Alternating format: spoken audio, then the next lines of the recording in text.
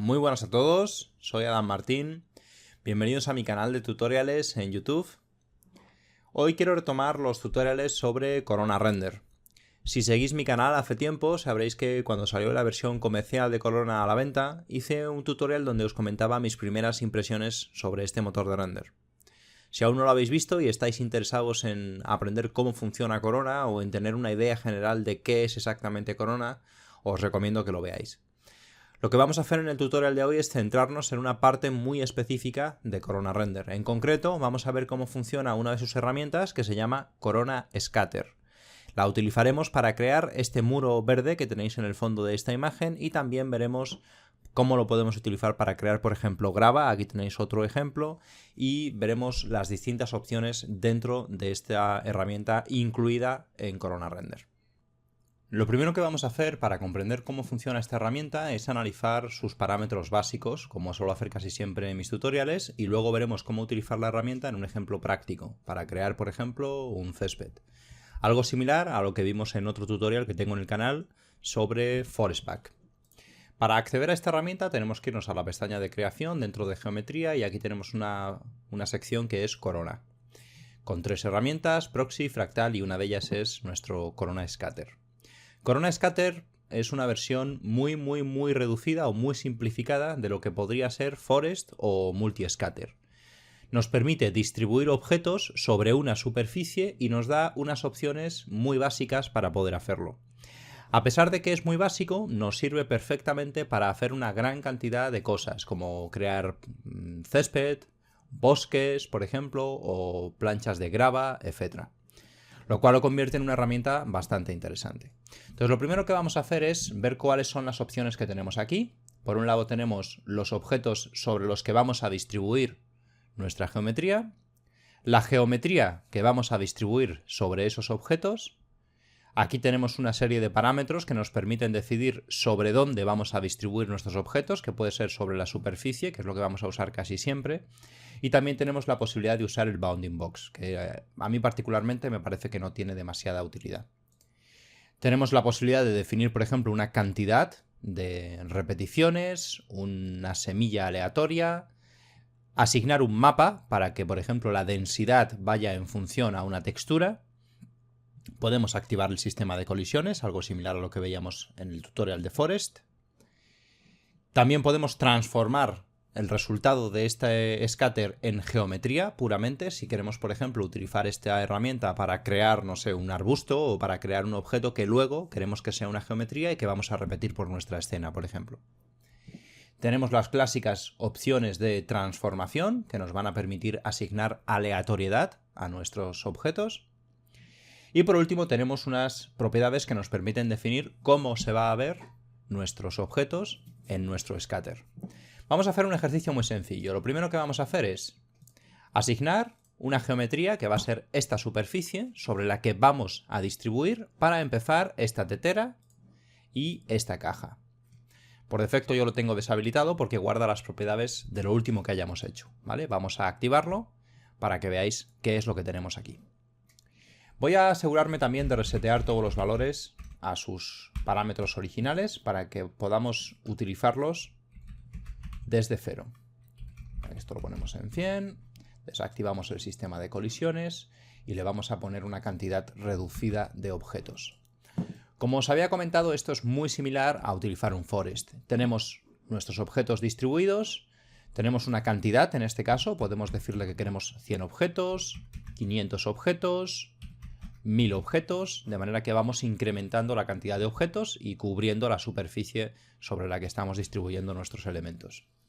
Podemos activar un sistema de colisiones, yo ya os había comentado en otras ocasiones que esto puede ser interesante como un seguro. Esto nos permite garantizar que independientemente del valor que pongamos aquí, nunca vamos a terminar con una cantidad bestial de geometría, porque siempre va a haber una pequeña colisión. Si ponemos el 100%, pues él calcula una geometría de colisión con el radio de nuestra pieza. No suele ser lo más interesante porque generalmente el radio pues suele ser muy grande.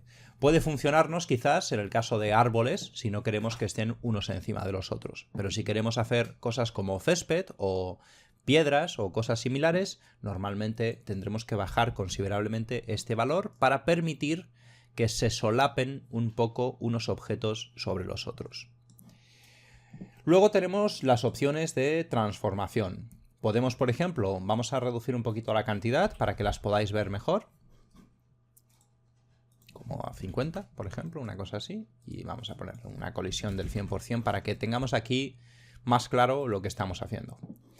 Tenemos, por ejemplo, una rotación aleatoria. Esto es muy sencillo. Tenemos rotación en los tres ejes. Podemos, por ejemplo, poner aquí menos 15 y 15 y entonces aleatoriamente nuestros objetos se van a rotar en el eje X entre menos 15 grados y más 15 grados. Aquí podemos hacer lo mismo. Y luego lo más normal es que en Z queramos una rotación que sea de unos 360 grados. 180 negativos y 180 positivos.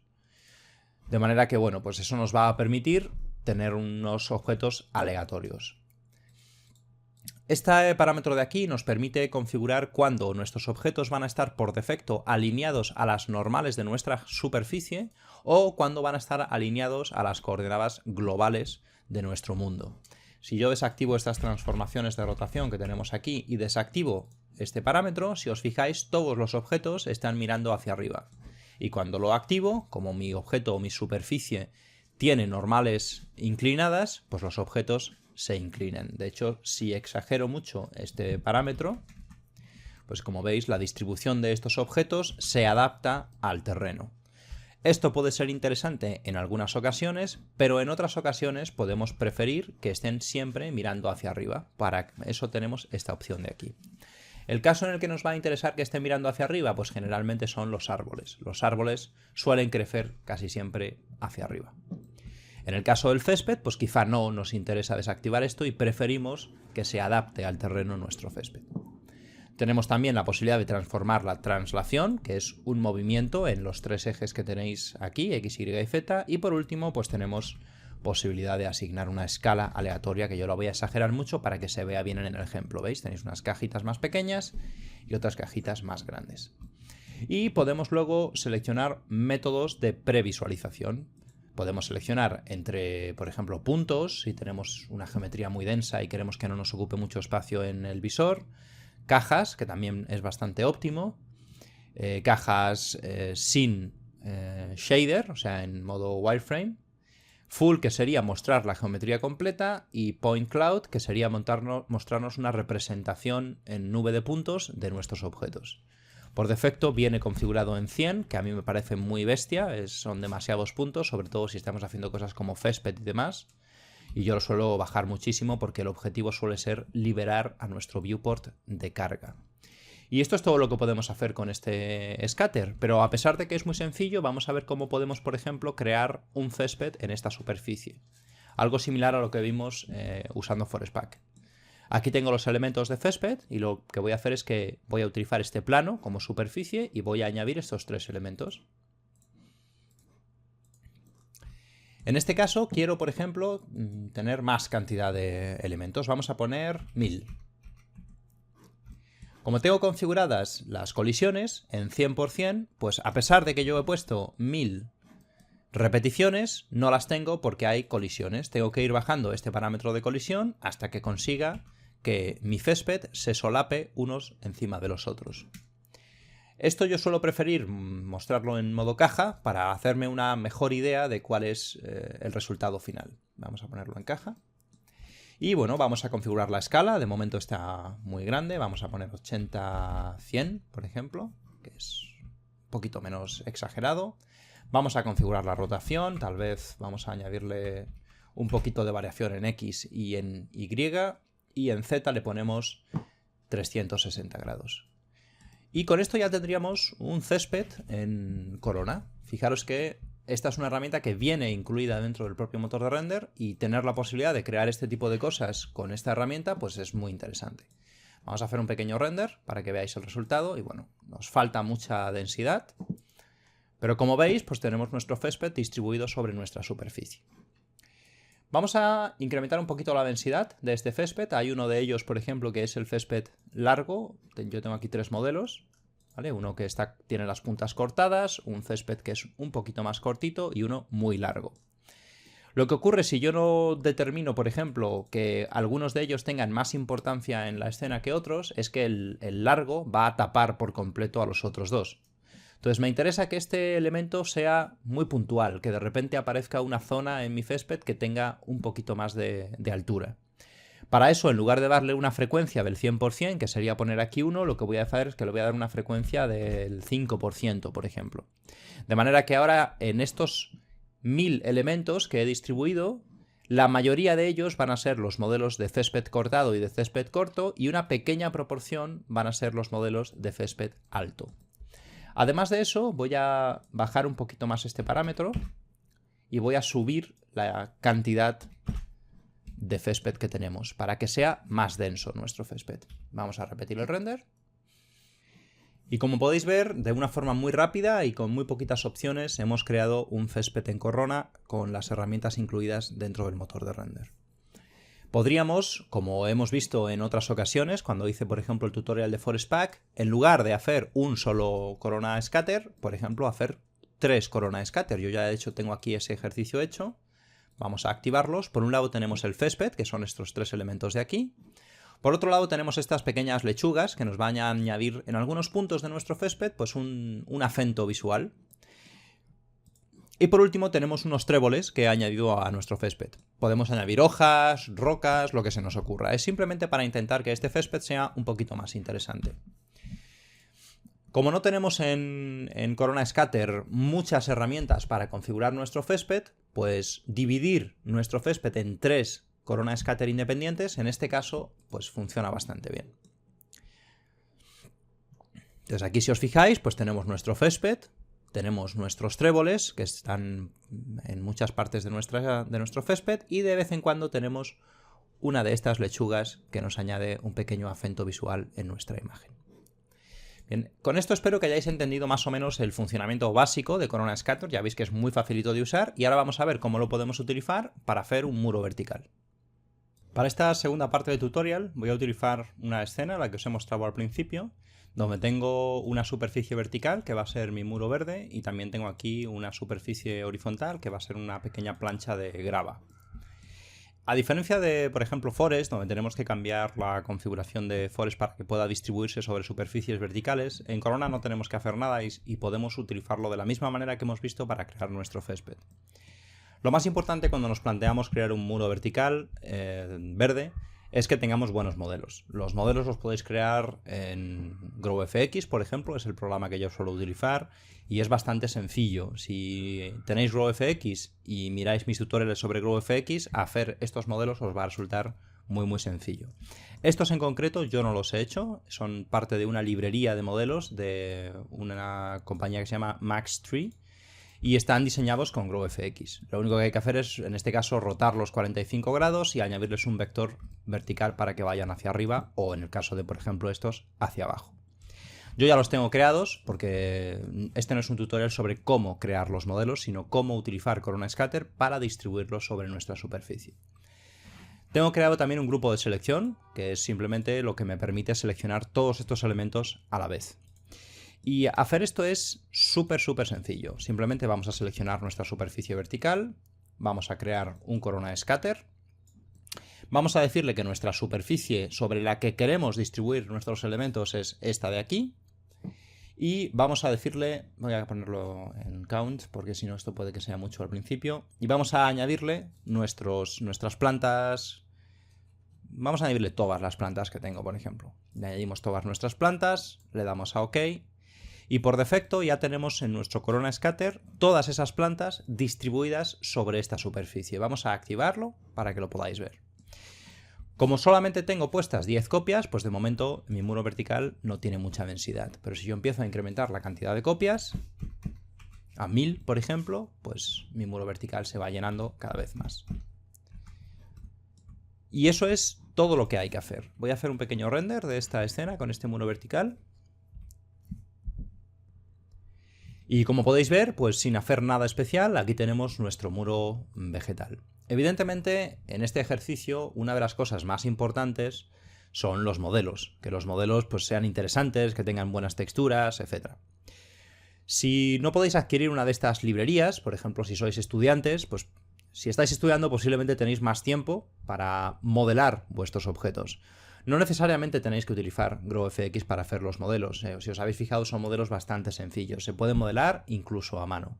Y no necesitáis tener 100 plantas. Igual con que os hagáis 7 u 8 plantas diferentes, ya podéis crear infinidad de muros verdes.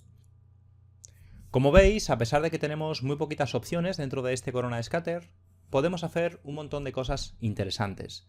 Vamos a intentar llevarlo un poquito más allá y vamos a ver qué podemos hacer con este parámetro de densidad que nos permite mapear la densidad, utilizar un mapa en blanco y negro para decirle dónde se distribuyen y dónde no se distribuyen nuestros objetos. Yo lo voy a hacer con solo 2 plantas, pero vosotros podríais hacerlo con 3, 4, 5 o las que queráis.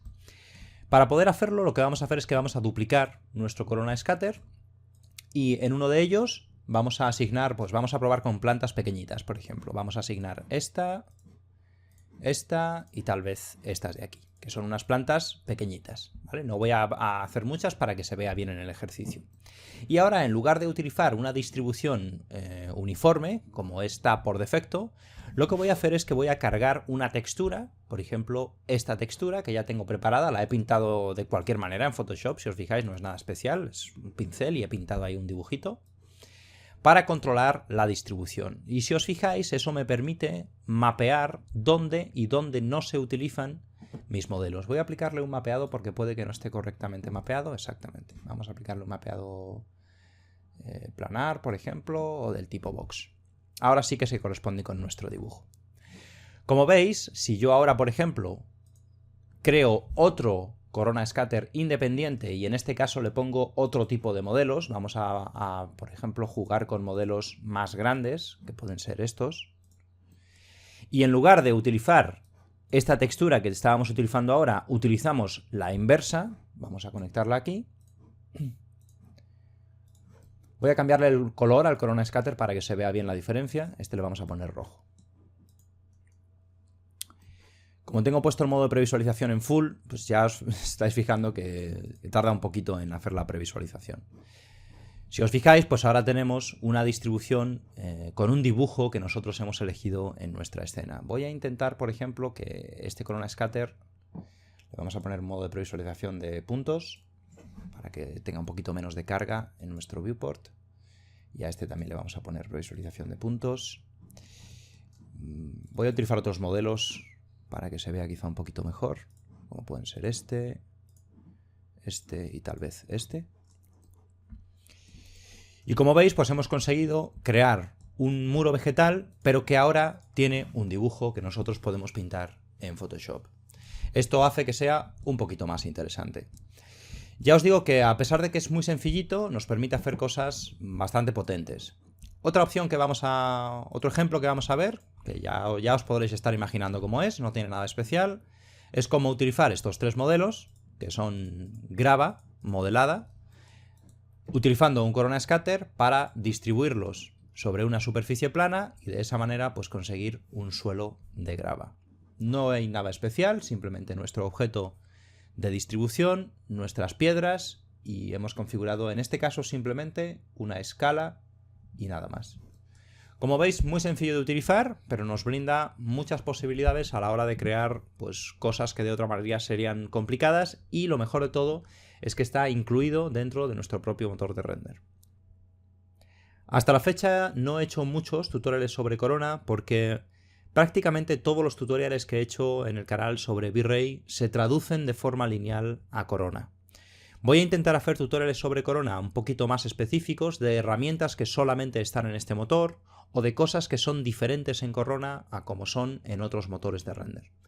Pero de verdad, no son muy diferentes, son motores tremendamente similares, sorprendentemente similares de hecho. Y si aprendéis a utilizar bien uno, vais a poder utilizar el otro sin problemas. El problema se suele presentar cuando no comprendemos bien cómo utilizar el motor y dejamos que el motor simplemente haga su trabajo de forma secundaria y nosotros no tenemos el control. Eso puede ser interesante desde el punto de vista de la rapidez. Si tenemos prisa, si no queremos perder tiempo aprendiendo un nuevo motor o una nueva tecnología, siempre es interesante que la tecnología haga el trabajo por nosotros.